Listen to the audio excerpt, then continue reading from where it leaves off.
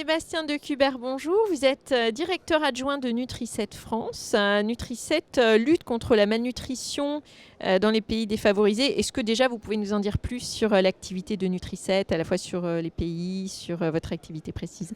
Bonjour, donc Nutri7 c'est une ETI familiale basée à Rouen, agroalimentaire de lutte contre la malnutrition et qui donc produit des produits à destination des pays vulnérables, donc majoritairement en Afrique.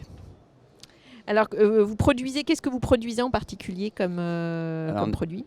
On est sur des produits à base de pâtes, on va dire, avec Pâte d'arachide notamment, avec des huiles et mise en sachet dans ce qu'on appelle des packaging, des complexes. D'accord. Alors, qui finance ces produits que vous adressez à des pays africains? Tout à fait. Alors, nos principaux clients, c'est les Nations Unies, donc le Programme alimentaire mondial et l'UNICEF, qui sont nos principaux clients, qui financent les programmes de lutte contre la malnutrition en Afrique.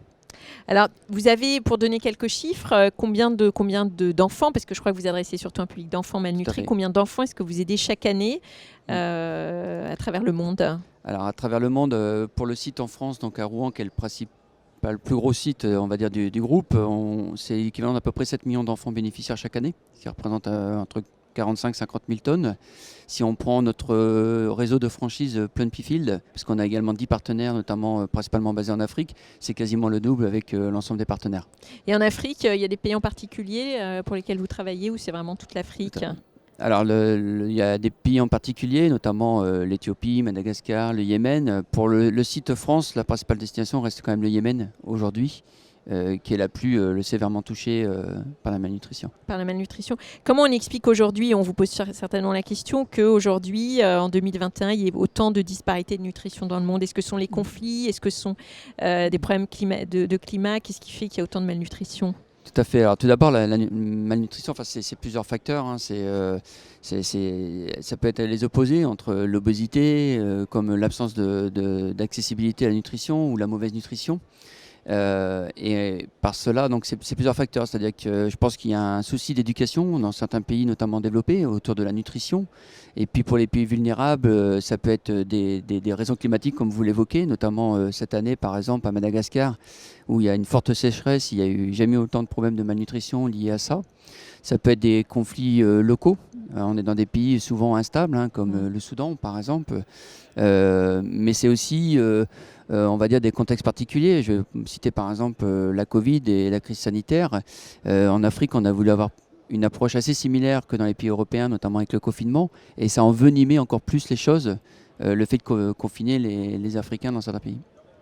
Alors, quels sont les grands projets à venir pour Nutri7 dans les 2 années à venir? Est-ce que vous avez des grands projets, ou en termes géographiques, ou en termes de produits? Alors, on a plusieurs projets. On veut vraiment adresser des solutions nutritionnelles à différentes pathologies, on va dire. Donc, on reste avant tout... notre ambition, notre mandat, c'est avant tout la lutte contre la malnutrition. Donc, l'idée, c'est de plaidoyer autant qu'on peut pour récupérer des fonds. Aujourd'hui, il faut savoir que tous les acteurs, à nous tous, on couvre que 25% du besoin mondial.